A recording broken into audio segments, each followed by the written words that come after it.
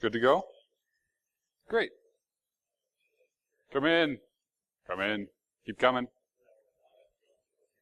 Hello. You don't hear the microphone? I hear you. Do you hear me?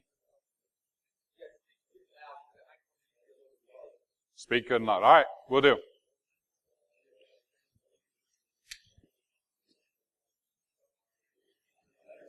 Can you guys grab the door back there? Whoa, now it's real loud. Oh! You can hear me great. All right, welcome to Circle City.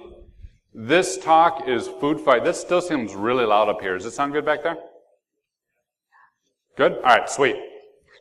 Okay, so this talk is food fight. What we're doing today is I want to share with you guys some lessons we've learned from the food industry. Over the past year, we went out and looked at 15 different food manufacturers, looking at their security posture. I'm going to walk you through what that looked like. I'm going to walk you through some of the security concerns that we identified. I'm going to give you some lessons that you can take away if you've got industrial controls in your environment or regardless of the type of technologies you're managing.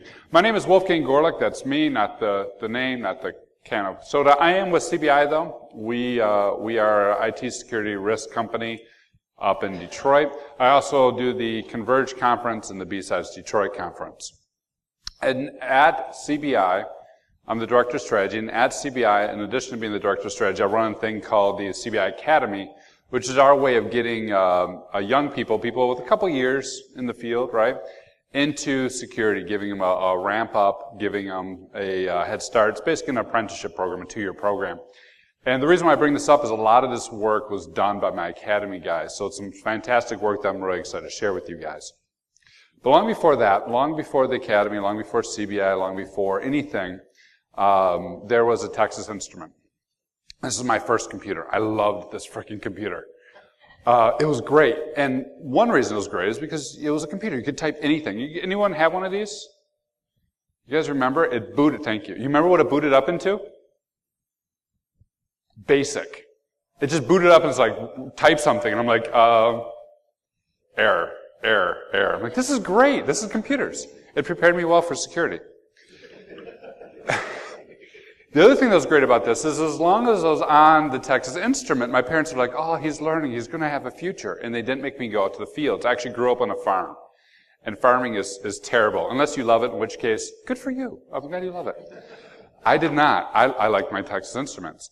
So I grew up on this farm. I grew up in a small family farm. And so when we got into food production, I had some ideas in my mind what it was going to be like. I had some ideas of what we're going to face.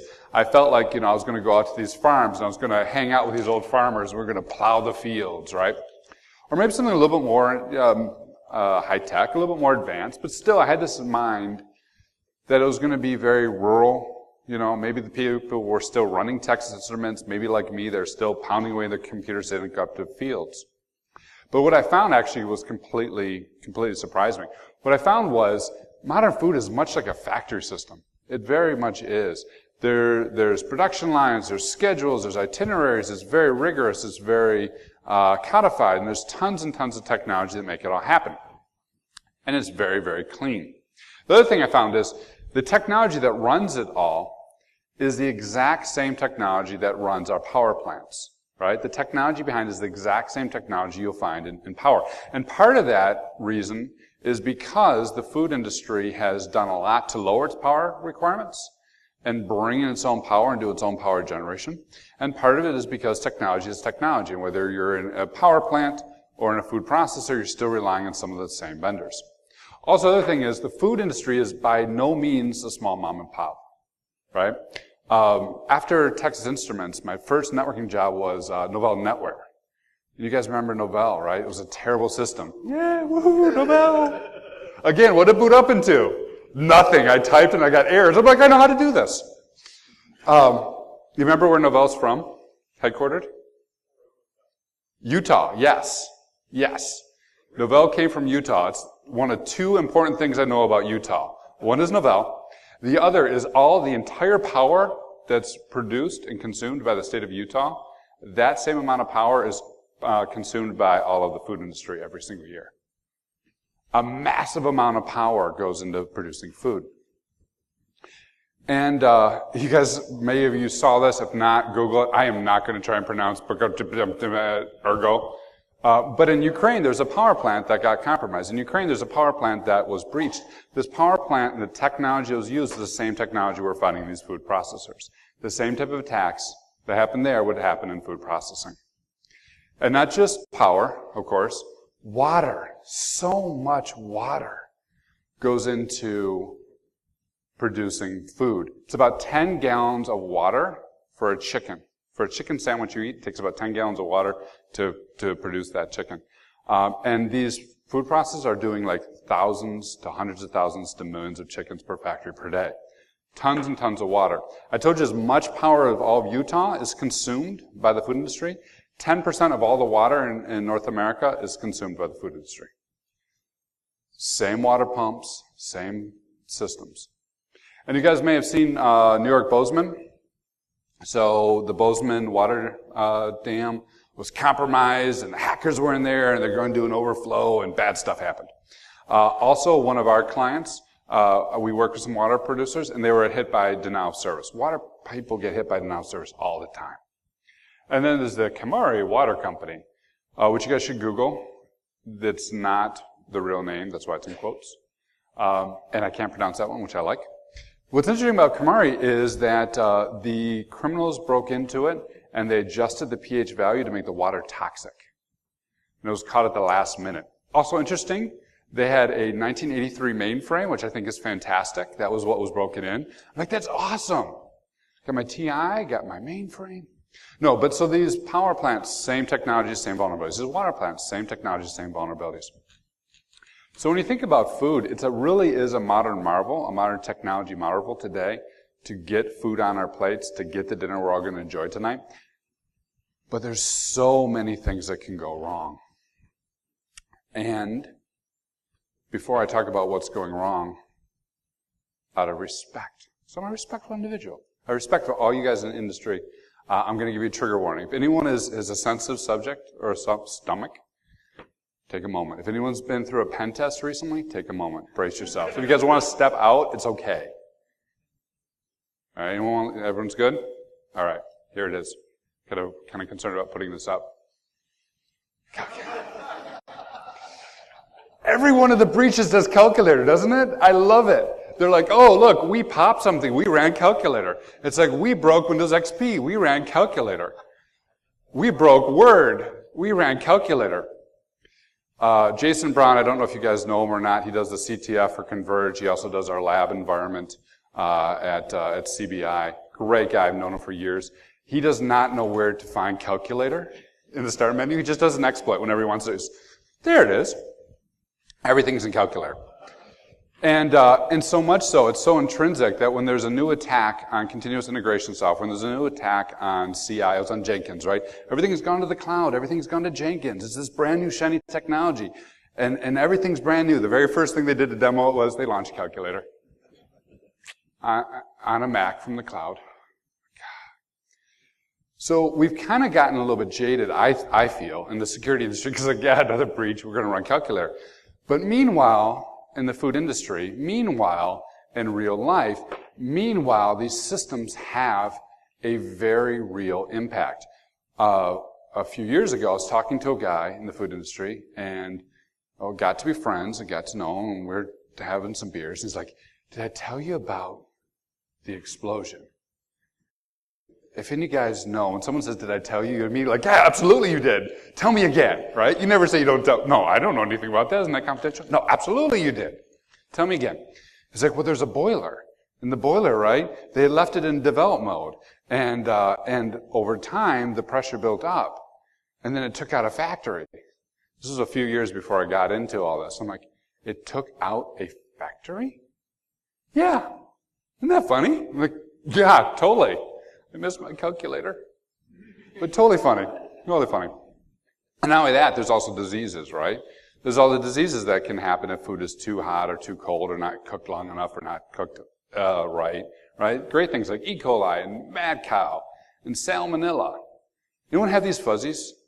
You guys gotta get these furries. They're awesome. I got them for my daughter. I'm like, Merry Christmas, I got you diseases. She was surprisingly happy with it, but she's evil, so who knows. But this is like immediately relevant. If you guys didn't catch it, just a couple days ago, there was a salmonella outbreak. This was in the news just a couple days ago in June.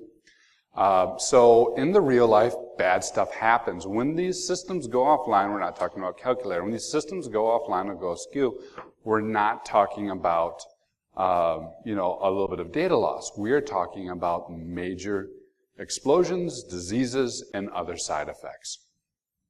Not good. So what does this technology look like? This technology looks like something like this. There's this concept of IT, which we all know, and operational technology. IT being all the old stuff that we're used to forever and a day, our corporate networks, our email system, our ERP system. There's oftentimes a production management that takes the orders and does all the processing. And then we start to shift into the operational world, where we got our supervisor networks, our SCADA systems, and are typically older systems because why not, right? We'll run XP for a while. There are older systems, older computers, and they tie back to the production to get the information. They send the orders back to ERP, and they control our production networks. Things like the PLCs, the RTUs, the actual equipment that drives all the machinery that moves the chicken, moves the cow, moves the factory so we get our food, right? IT and OT. And for years, and as an industry, we've been very focused in IT. We're not very good at it, but we can tell you how to patch a server. We can tell you how to scan an ERP system. We can tell you that maybe you need a firewall over here, right? We've gotten very good at understanding the IT world, but the OT world is completely different. We don't have, as an industry, much institutional muscle about dealing with OT. We don't have, as an industry, much good connections and understanding of what that environment looks like. And it's completely different than what we're used to. For example, just look at, in terms of cost. You can build something for maybe $1,000, $10,000, or just spin it up in the cloud, no problem. If you bought it, you'll run it for a couple years. If it's in the cloud, you'll probably forget about it and run it for 20. By contrast, SCADA systems are very expensive. We're talking about millions of dollars worth of equipment, which is why they run it for 20 to 30 years. You buy these things, and you run them for a very, very long time to get your money back, which is how you end up with 1980s IBM mainframes running water plants. Also, two different teams, IT and OT, right? So these are your operations guys, your manufacturing plant guys who are running this technology, and these guys do not talk the same lingo at all.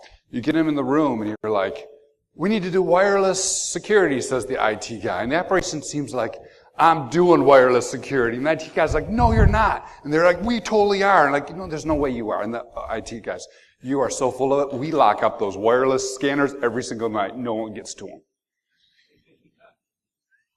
I guess that's wireless security. Two different worlds, two different languages. There's so many arguments that come up just around language. And then it's things like scan and patch, right? There is no modern IT system that we can't scan today. There's no modern IT system that we can't patch today. Do not try and scan half these things. Every time we walk into one of these plants, there's someone who's like, you're not one of those guys, are you? And again, you never say yes to that. It's like, no, I'm not one of those guys. I know better. Yeah, I thought, I'm glad. Because the last time a guy came in saying he was security and was one of those guys, I'm like, I hate those guys. It's like, me too. And we bro fist. And they're like, he's like, he tried to scan my network. And I'm like, I hate people who scan your network. What happened? And every single one of them had a horror story about, they scanned the network and the production line was down. And then we were trying wireless security and we couldn't because they told us to secure and we couldn't get the scanners because everything's locked up and now we got all the production line down. Blah! And you're like, calm down. I'm not one of those guys. But you can't scan these systems because they're 20, 30 years old. You can't send packets to them because the SCADA system is not designed for it.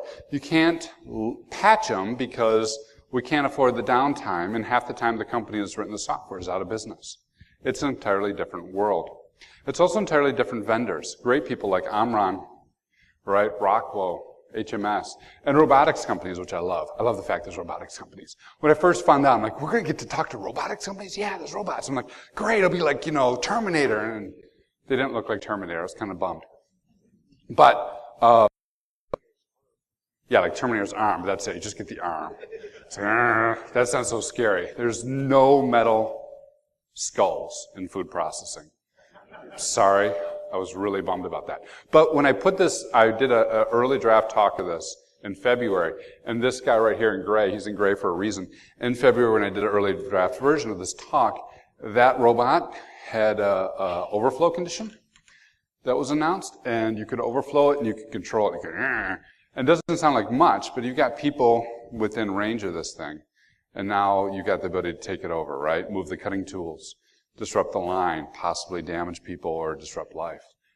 Robots and vendors and things we don't normally look at. So it's not your typical farm. It's not your typical tech. And it's pretty cool, I think. It's exciting to me to get into this because a lot of it's old issues that we've solved in the past through IT, but a lot of it's brand new stuff that we haven't even thought about. So when we went ahead and started looking at these systems, we came up with a 6-point way to go about doing an assessment of a food processing plant. I'm going to talk about the 6-point way next, and we're going to tell you some of the things we found after doing this again and again and again and again 15 times. The 6-point way was designed so that we could get a lot of insight into what they're having very quickly without taking a lot of time or a lot of cost. Because obviously if you'd spend like 2-3 years doing a factory, you could easily spend a decade doing a factory. And by that point in time, the technology is going to change and the risk is going to change. So I want to get in there and get some good insights. So the first point of the 6-point way, I want to give a shout out to Dr. Baersek for setting this up for me. Because nobody likes the governance guy. Yes. I love that. I love that was in the keynote. I'm like, thank you, Dr. Baer. Or the opening comments. But it starts with governance, right? It starts with the ability to have a common framework and be able to tie that common framework up. Thankfully, NIST exists, and thankfully there's governance people who are thankful that NIST exists. I'm the former, not the latter. But there's 53B for IT. We've all know, everyone uses 53B. Everyone's like that, right? But there's also 82, and 82 is pretty good. 82 specifically talks about OT. 82 specifically lists the type of controls that you need for food processing. So we take a look at this environment, and we say, okay, we'll use 53 for the IT side, we'll use 82 for the ICS side, and we'll shrink 82 down to just the technology controls, because there's things like food safety and production, a whole bunch of stuff. But I just want to know the technology controls. So we start there so we have a unified framework. The next thing we do is, when we take a look at all this stuff, we start to pull it out and map it back to specific food processing systems. So it's one thing to say, you got an Omron robotic arm, which is really cool, but there's a vulnerability in it, and you really should do something about it. And they're like, yeah, that's nice. You are one of those guys. I'm like, I'm not one of those guys. You sound like one of those guys. Okay, fine. Can you patch it? You are one of those guys. It's one thing to have those conversations. It's another thing to say, you know what? How important is your defeathering line to you? So what we did was we tied all this technology down to the individual business processes for evisceration, defeathering, boiling, washing, cutting, processing, packaging, food storage, and shipping it out to me because I'm hungry. We tied all that stuff down, the physical layer, the ICS stuff, the industrial controls required, and the SCADA systems and the individual vendors. Why that's important is this. It's much better to talk to a guy who is responsible for a manufacturing line and say, your defeathering system is in risk. If we can't fix your defeathering system, you could be down for a couple days if you had to reboot that. What would that do to you? And he's like, I would lose millions. I'm like, exactly. Because that's not that damn Omron thing, is it? No, forget the Omron. But the ability to tie it back to those lines is so one, governance, and then taking it down to the specific processes the factory does. Second is planning out carefully how, when we do these checks, we are going to find those risks and be able to tie them up with those processes. One, we're planning carefully again because don't scan, don't sneeze, don't knock the systems offline, don't impact the work. Second is, you take those traditional scope, resources, and schedule, right? This is the golden management. Any PMPs in the room? See? No one ever is a PMP. Are you a PMP? Sweet, you and me will get drinks. I got a PMP too, right? We got the secret decoder ring. So you know what I'm talking about. It's the golden triangle, right? This is what everything's based off of. And in IT, we become very good at going, oh, well, scope is the number of your systems, and resources is the number of people who are going to get us the systems, and schedule is on the count. Okay, that's great. What I discovered from project management, PMP did not. This is not PMI. No one prepared me for this. What I discovered in doing this thing amazed me. And I got so excited that the Academy guys thought I was ridiculous, which would not be the first time that happened, probably, no. What I discovered is small things like bird flight impact your entire project schedule. Bird flight, the flight of birds. Because of avian flu, we could not go to certain factories in certain orders, and we had to wait till the last minute to figure out when the birds are going to go this way and the planes are going to go that way and we're going to go over here, right? Weird. I never thought my, IT security job would be impacted by birds, but it was. And the reason I bring this up, other than the fact that I thought it was really cool to be disrupted by birds, is because, again, when we do this, it's a whole new world. And the risks that we're going to come in and the things that we're going to have to think about are not things that we ever thought about before. So we plan it out. We think about the birds. We think about everything that could possibly impact it, and we build a good schedule. The next thing is being very realistic. Again, getting in and getting out. Figuring out what we can look at. There's a natural inclination, I think, in the security person's brain, and I know I fall for this all the time, to say, I want to check everything, right? I want to know, because it's the one thing I don't check that's going to screw me over. I know where my firewall is. I know where my router is. I know where my servers are. I know where my ICS stuff is. I know where my... Wait a minute. Did anyone bring in a new wireless controller? Damn it, I didn't check that one. It's always the last thing you don't check, right? So we have this natural inclination to pile on lots of work, but in this type of assessment, we're just trying to get some good visibility into the OT risks. So we really have to balance it out and be very, very realistic. We're not going to check the full factory floor. We're not going to check every bolt and nut. What we ended up doing is settling on a very simple benchmark. Is it up and operational, and is it connected to the network? And if it's up and operational and connected to the network, that means the bad guys could probably get to it, so therefore we're going to check it.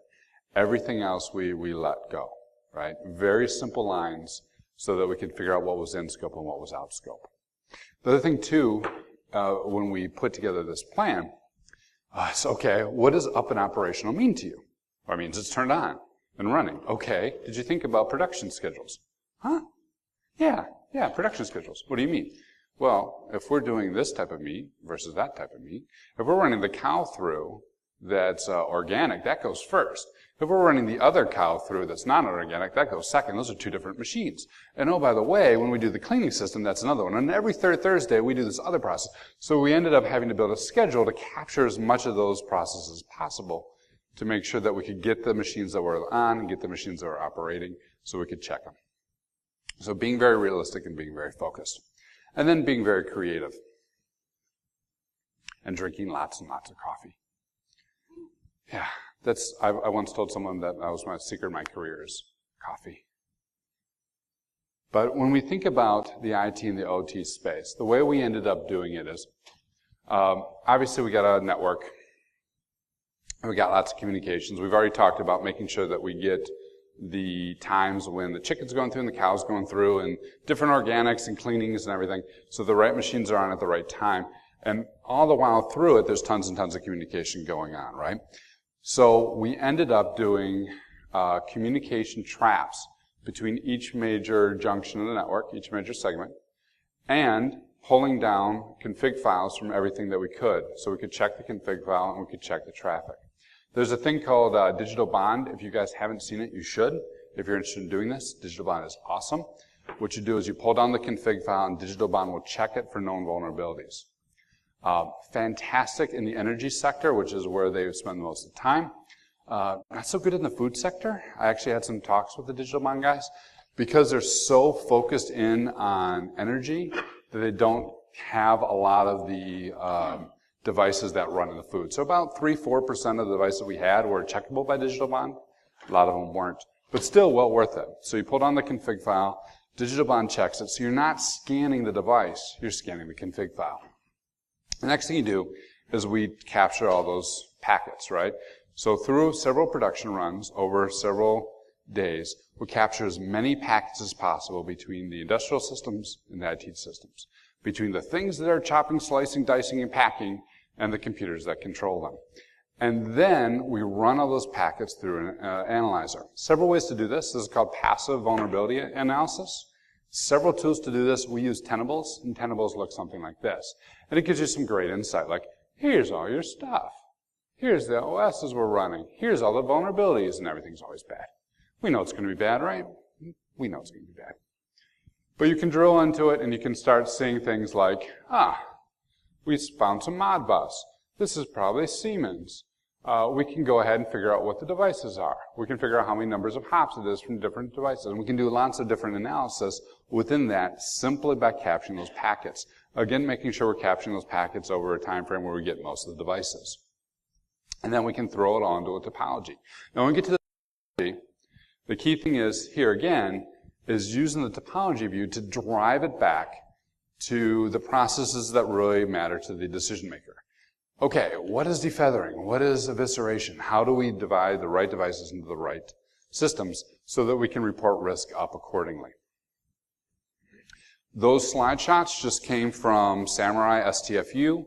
One of my academy guys put them together for me. At this page of downloads, they have several PCAPs that you can analyze and actually look at these for yourself. So if you're curious, go to this page, download it. I think Tenable Passive Vulnerability Scan, I'm sure they have an NFR or a trial version. So you can do a lot of this work yourself and check it out and play with it. Also, Samurai STFU has tons and tons of resources for doing more of an active analysis, which at this point in time for this quick wins we didn't do, but you can definitely check that out as well. All right, so we scan the devices. We grab a bunch of packets. Now we have an idea of a whole bunch of things that we can check. Now we go to each one of the places and actually physically look at the devices. Is the device we thought what it really is? Is it in the place that it should be? What does our physical security look like? And while we're doing this, let's also scan for some wireless networks and whatnot. So we fly in, we walk the plant floor, and we take all this information we found and map it back to what's really there. Another interesting thing, shoes are very important. I never thought shoes would be important either. Well, I mean, yeah, I figured I should have to wear shoes or flip-flops or something. But you have to wear the right kind of shoes in the factory, and you have to dispose of them when you're done, and all that has to go into project planning. Something I would have never thought about. So you walk the plant, you map everything out. And then you do what's called a paper vulnerability analysis. And when you do this paper vulnerability analysis, you stop for a minute and apologize to all the junior people on your team. My poor academy guys were great in helping me do this, because you got like 1,000,001 devices and versions and platforms. And this is where you run into a very, very sad quirk of the OT world. IT is phenomenal. When there's a vulnerability, we get what? We get a logo, sometimes a soundtrack, we get a Twitter page, a drink. Some of the vulnerabilities have drinks, yes. Thank you, Heartbleed. I mean, we get all this information. And a CVE database, which is kind of boring because it's only CVE, but you can go there and there's a whole record of everything that's vulnerable. None of this stuff exists in the OT world. So what you end up having to do is look at the device and pull up every single past release note on the damn device and start saying, okay, this release says it had this vulnerability, this release says it had this vulnerability, and aggregate all those things. There's a lot of manual work in this. And this is where most of the work went to, and this is also where most of the value went to. One of the things we're considering and hope to release is a version of CVE for this, right? An open community for this. At the moment, it's very difficult because a lot of these vendors also have you operating under NDA. So when you find a vulnerability, you can't necessarily go, oh yeah, there's a vulnerability in this device. Here's where it is. You can't publish that out at the moment. So we're working on that.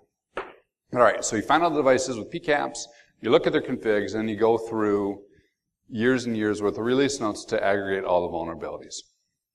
And then we got to communicate it out, and then we got to take it up a layer to talk to layer A, talk to the people.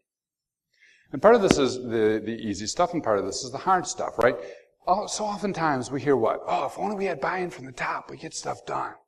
If only we had buy-in from the top. And for a lot of these projects, we had buy-in from the top. They wanted us to come and they wanted us to check it. So that was easy. We can talk to the suits and say, here's what we found, and here's what we need to do. And they go, it's absolutely a risk. We need to address it, and everything was great.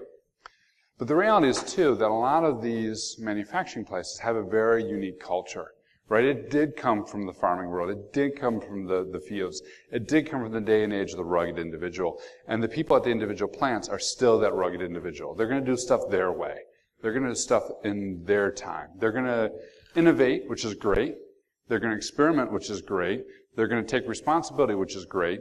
they might not necessarily follow the patching, which is not so great.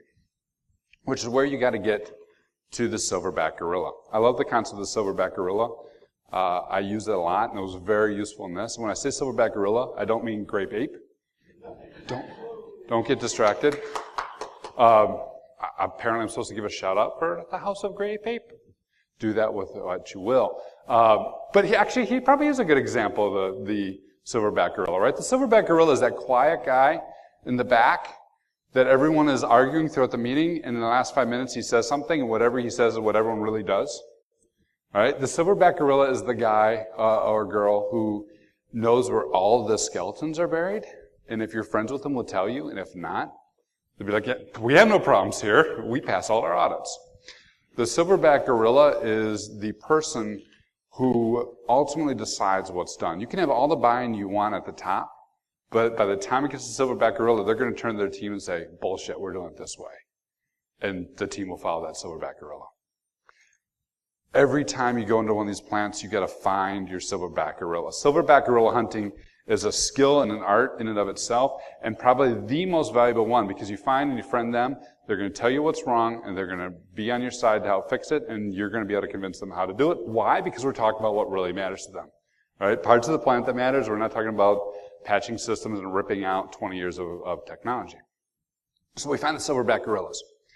And those are also the guys who are great. Close the door. Yeah? What's up? Did you hear about? Absolutely, I heard about. Tell me more about that. Well, there's this one time, was that you? Yeah, and I fixed it, and here's how. And you know what? If everyone else did it my way, this won't be a problem. This should go in the report. Thanks so much. You want to get coffee? And you bro-fest, and life is good. I love the silverback gorillas. But if you don't find the silverback gorillas, it doesn't work that way, right? If you don't find those people and get the buy-in from the top and the bottom, things happen. And surprise, those things are not usually the things you want to have happen. This is the number one thing that is an indicator to you that you have not found your silverback gorilla, and it is the following phrase. We've always done it that way. Why should we change it, Wolf? The plant's been working for 10 years just fine, Wolf. Why should we change that? We've always done it that way. Okay. That's a sign that you need to find your silverback gorilla. All right, so that's the people side of it. Once you get your plan, we need to simplify this. When we first started off with our first assessment, it was a 2 to 3 week thing. By the time we got done, we could fly in on a Monday, we could fly out on a Friday. We got very, very quick at doing this. Simplification is something that so oftentimes security we don't think about. We got the answer, we're done. Okay, yeah. But it's usually the answer after the answer after the answer that's the right way, right? After you figured out, done it, and improved, and done it, and improved, and simplified, and got rid of everything extraneous, that's what works real well. And it wasn't until the first few, and they were like, oh yeah, here's how we can aggregate things out of the release notes quicker. Here's how we can get the packets in faster. Here's how we can run that passive vulnerability analysis smoother, right? Every single step of these times, every time you do something 1, 2, 3, 4 times, take a moment and say, okay, how can we make this simpler and cut something out of the last one? And then you've got a good process for inventorying. Then you've got a good way for checking out what you have and finding the vulnerabilities. Before I go forward and tell you what we found, does anyone have any questions on everything I just talked about? While we stare at the creepy looking cat. Yeah, hit me up. What are some of the techniques you found for gorilla hunting? The question is, what are the technique you found for gorilla hunting? What is the best way you found for gorilla hunting? Bananas.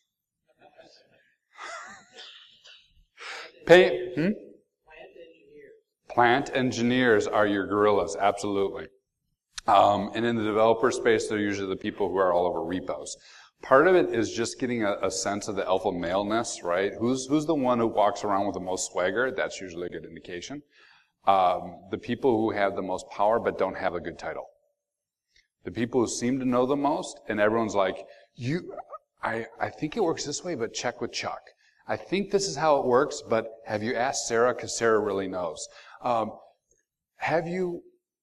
I don't want to say anything to you. Talk to Tracy. It's the ability to find the people who have the knowledge, but they're never going to have a manager, because those people don't want to be a manager. They want to do a really kick-ass job and be respected in their own right, but they don't want any of the bullshit. Any other questions? Yeah.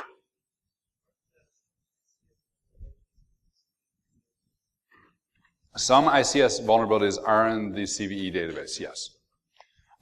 With these food manufacturers, we found a lot of vendors, I'm not going to throw a percentage out. Almost all of them were not in the CVE database. But some of them are reported through that process, which is fantastic. I wish there was mandated reporting for all of them. And some vendors are great. Allen Bradley is fantastic. They got a whole SWAT team that goes in and helps IT folks integrate.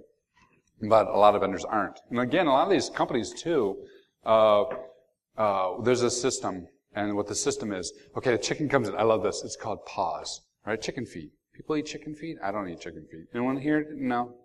But you got to track the chicken feet through the whole system. So there's an application called PAWS. And the application is written by a very small company. It's like, a couple guys, and they write the code, and it's great code, and they got like, a high schooler interning. I'm making all this up as an example. But a lot of these companies are really, really small companies. And a lot of these companies do not survive the length of the technology is deployed. So it isn't integrated, it isn't reported. It's not like you can call up, 1-800-FIX-MY-VULN, and they're like, oh, this is great. Can you fix it? And can we have a theme song? They're very small organizations. Anything else? All right.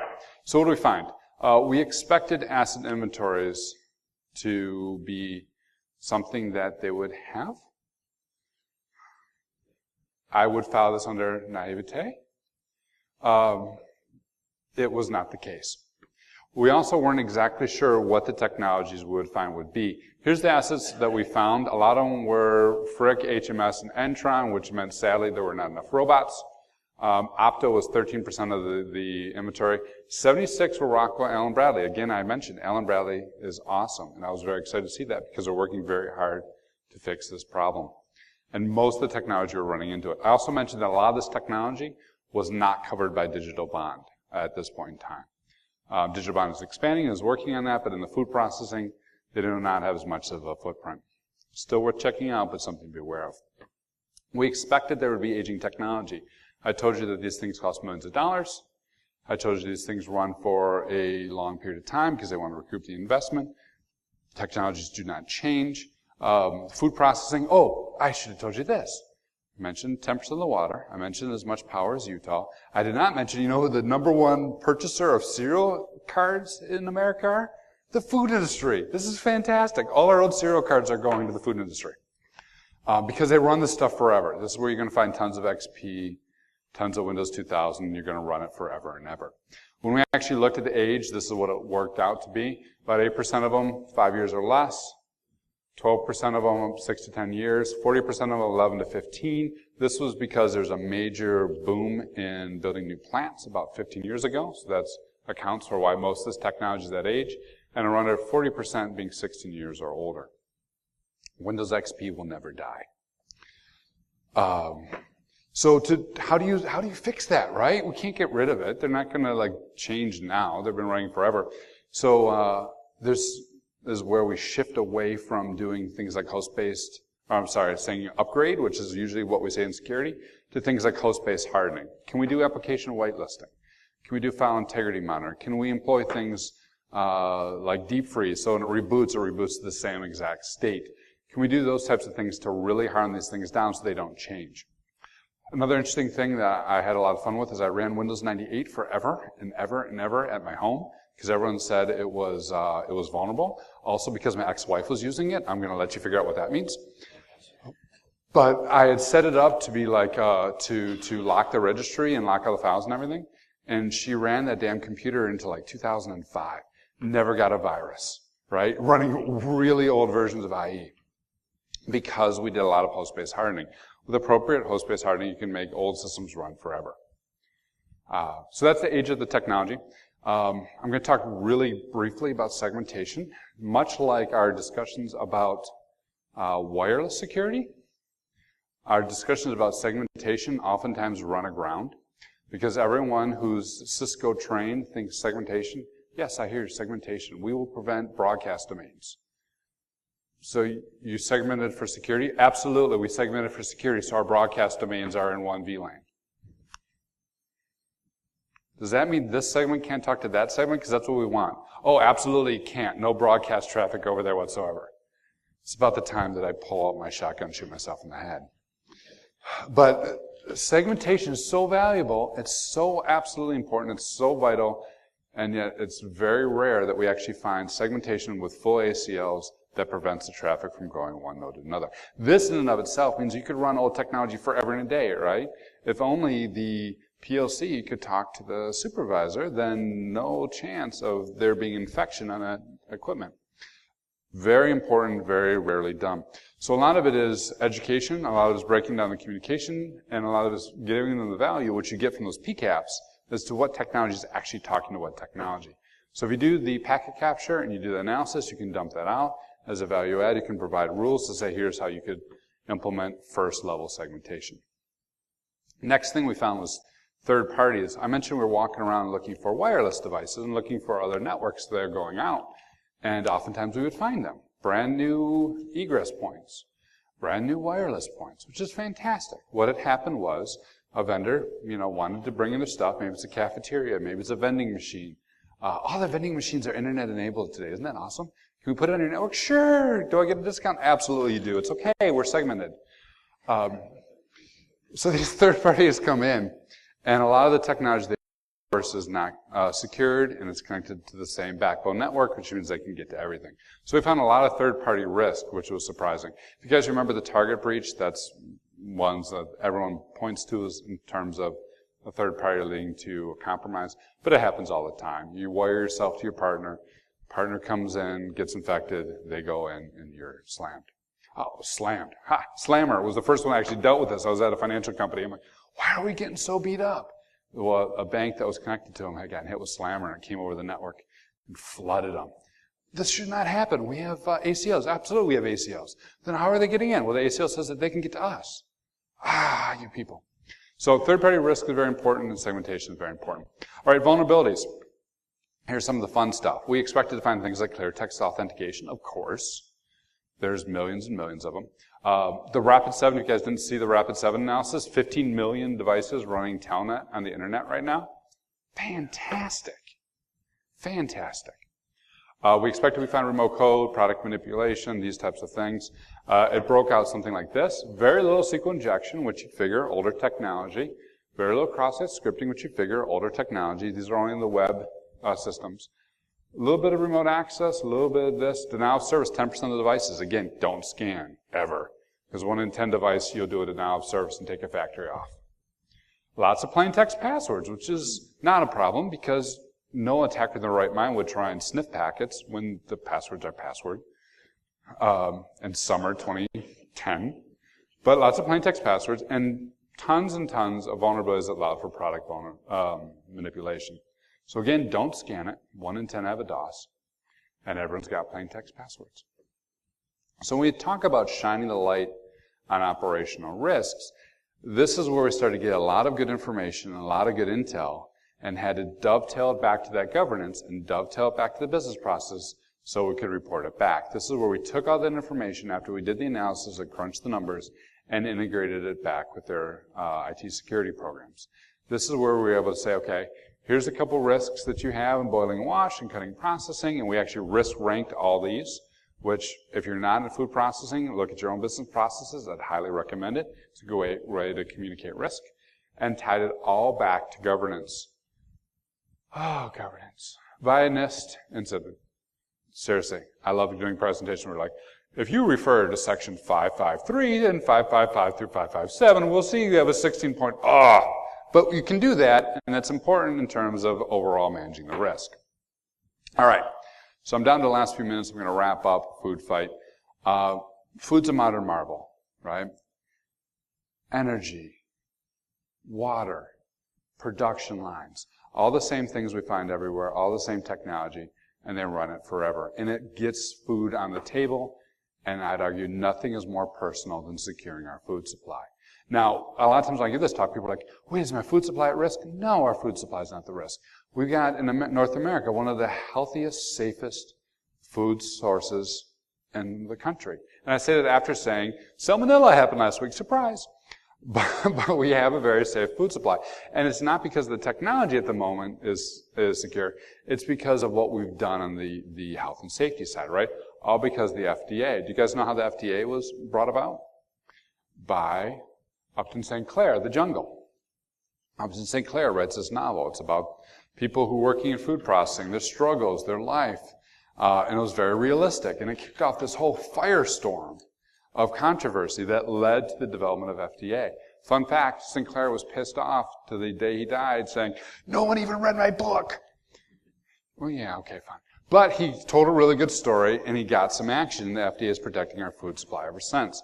We need, in a very real way, to start doing the same with our operational technology. We need, in a very real way, to start looking at operational technology. Because while nothing is as personal as food, nothing is more fundamental than securing our operational technology. Every single organization, industry is relying on it in some way, shape, or form. And a lot of it's the same, and a lot of it has the same risks.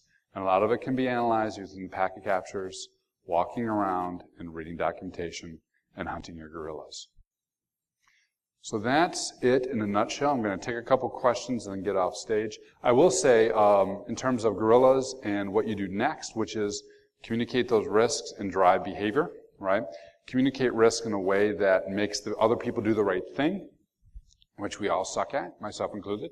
We're giving a talk tomorrow at 11 a.m., Stephanie Schaefer-Pond and I, called Playing Doctor, where we're actually going to look at the doctor as a metaphor for communicating to the patient, as a way that we can communicate to the people on the plant floor, or our developers, or whoever it may be who are actually affecting change. So come on out if you guys are interested. That's tomorrow at 11 a.m. And with that, I probably have, 1 minute for questions. Yeah? What's the surprising thing you found that operations had trouble grasping on into IT security? The surprising thing I found when operations with IT security, well, operations doesn't even think about IT security. So that didn't really surprise me. But a lot of it was just the way that they were using the exact same words we were using in different ways. We segment our plant floor. There's the hot aisle and the cold aisle, right? There's where the chickens go and the cows go, right? This entire organization is a different culture, a different way of dress, a different way of talk, and they're using all the same words that we're doing, but you're just not communicating. Anyone else? Yeah, Dennis.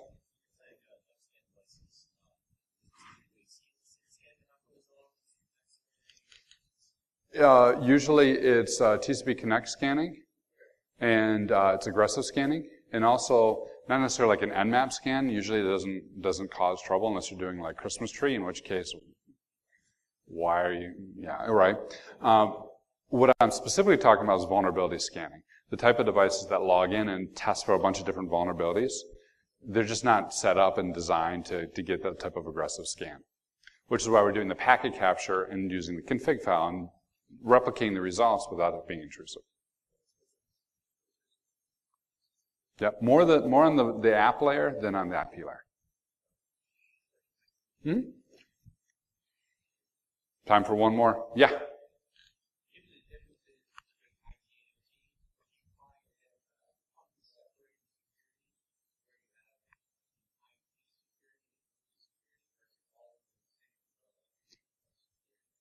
So given the difference between IT and OT, do you have companies with separate security people? And yes, it's usually what we find. Even in manufacturing plants where you got the plant owners responsible for the technology, even if they do not have a formal security program, they oftentimes will have someone who's responsible for health and safety, which is doing a lot of the same things. So I wouldn't necessarily argue you need to have the same person. Usually it's a matter of getting those people into the same room, building a committee, and sharing those risks and having a similar understanding of what the risk is and what the remediation path is. All right. Thank you so much. I hope you guys have a great Circle City.